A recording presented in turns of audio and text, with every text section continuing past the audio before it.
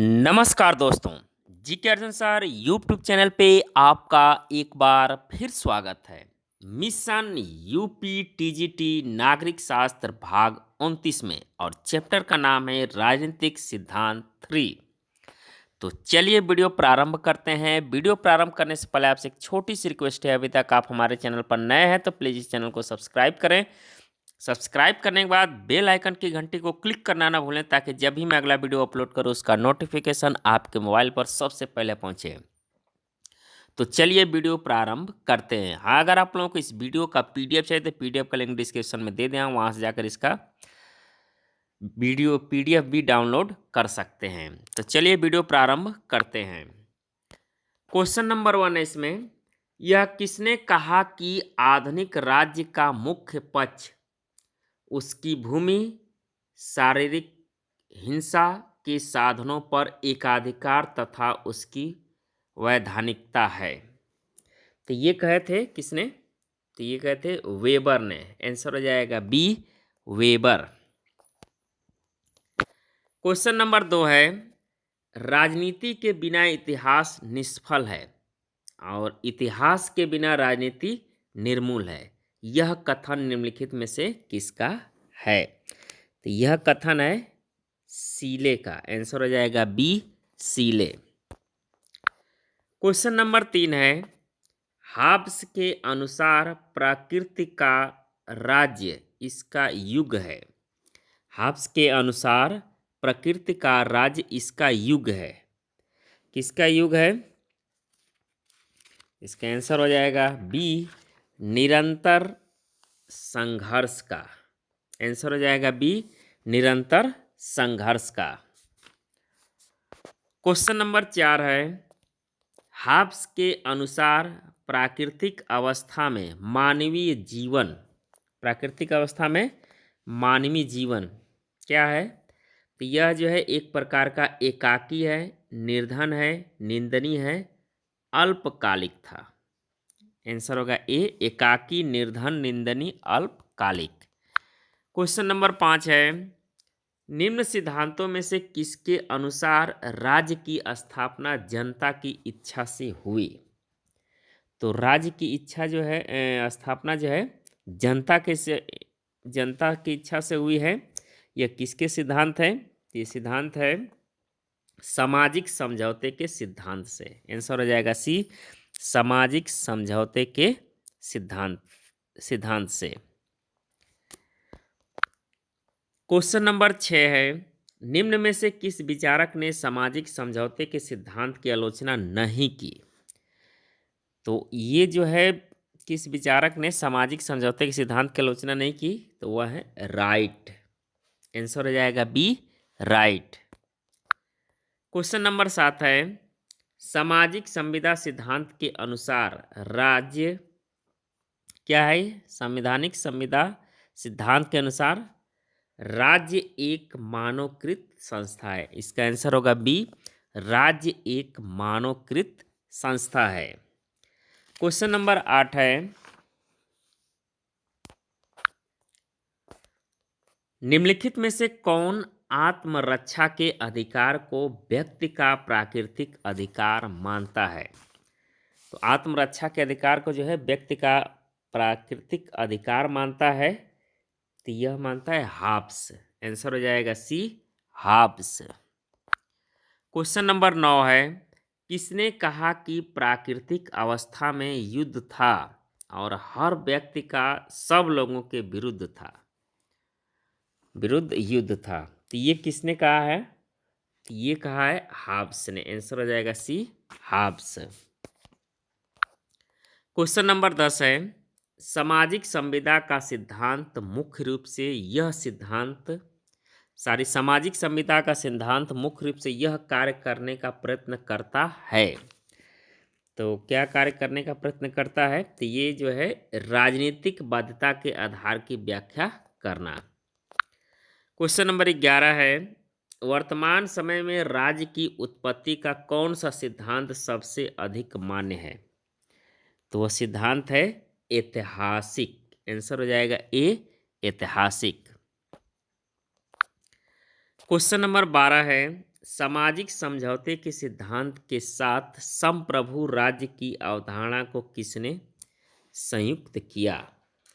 तो ये संयुक्त किया था, जिसका नाम था हाब्स। आंसर हो जाएगा बी, हाब्स। क्वेश्चन नंबर 13 है, निम्न वक्तव्यों में से कौन सा वक्तव्य राज्य की उत्पत्ति के विषय में मार्क्सवादी सिद्धांत को स्पष्ट करता है?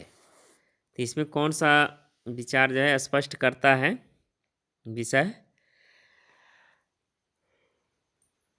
तो इसका आंसर होगा सी, यानी राज्य की उत्पत्ति उत्पादन के शोषण परक संबंधों के रक्षार्थ हुई। ये इसमें सही होगा, यानी कि आंसर इसका सी होगा 13 का। क्वेश्चन नंबर 14 है, राज्य की उत्पत्ति के नीचे दिए गए किस सिद्धांत को सर्वोत्तम माना गया है? तो किस सिद्धांत को सर्वोत्तम माना गया है? राज्य की उत्पत्ति के नीचे दिए गए जो सिद्धांत है उसमें सर्वोत्तम माना गया है, तो सर्वोत्तम है इसमें विकासवादी सिद्धांत को। आंसर होगा सी, विकासवादी सिद्धांत। क्वेश्चन नंबर 15 है, राज्य की उत्पत्ति का कौन सा सिद्धांत काल्पनिक नहीं है? तो राज्य की उत्पत्ति का कौन सा सिद्धांत जो है काल्पनिक नहीं है? तो वह सिद्धांत है ऐतिहासिक सिद्धांत। आंसर हो जाएगा सी, ऐतिहासिक सिद्धांत। क्वेश्चन नंबर 16 है, सामाजिक संविदा का लेखक था? तो सामाजिक संविदा का लेखक कौन था? तो इसके लेखक था रूसो। आंसर हो जाएगा डी, रूसो।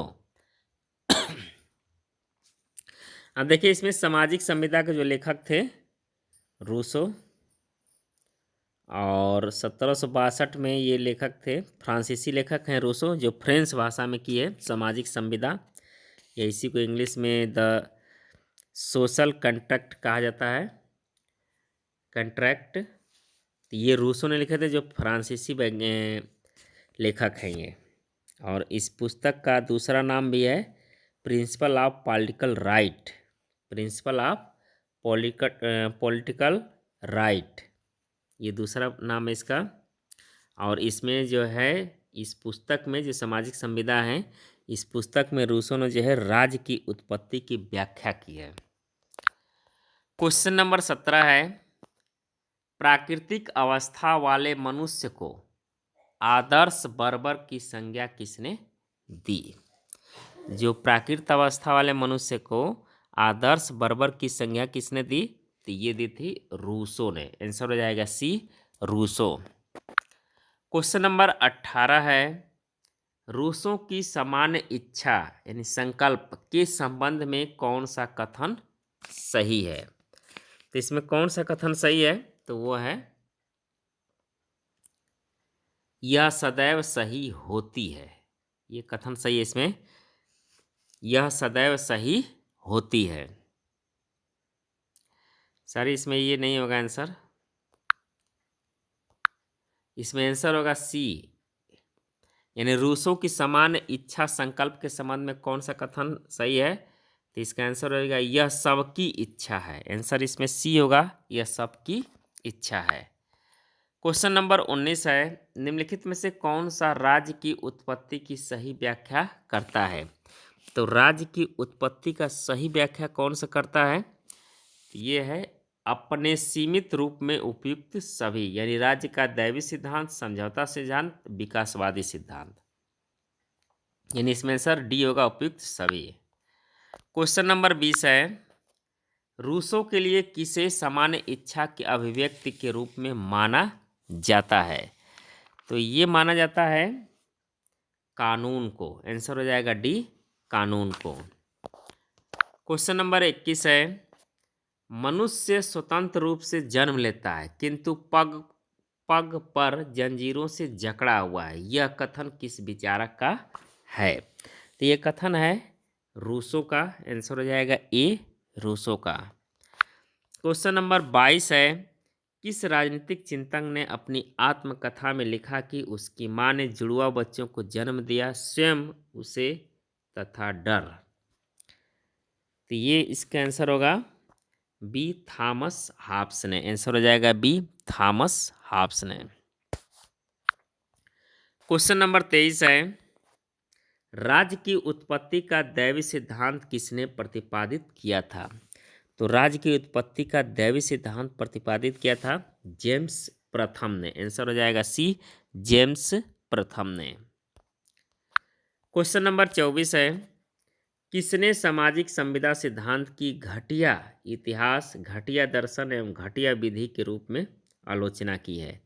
तो ये आलोचना किया है सर हेनरी मेन ने। आंसर होगा A, sir Henry Maine. Question number 25 है और अंतिम क्वेश्चन आज के लिए, राज्य के विकास में कौन सा तत्व सहायक रहे? तो राज्य के विकास में कौन सा तत्व सहायक रहे? तो इसमें हो जाएगा रक्त संबंध सहायक रहे, मनुष्य की सहज सामाजिक प्रवृत्ति सहायक रहे और आर्थिक गतिविधियां भी सहायक रहे। यानी उपयुक्त सभी, इसका आंसर हो जाएगा डी, उपयुक्त सभी। तो ये थे क्वेश्चन आज के लिए। तो उम्मीद करता हूँ कि वीडियो आपको पसंद आया होगा। पसंद आया तो इसको लाइक करें, अपने दोस्तों के यहाँ अधिक से अधिक शेयर करें। धन्यवाद दोस्तों। जय हिंद, वंदे मातरम।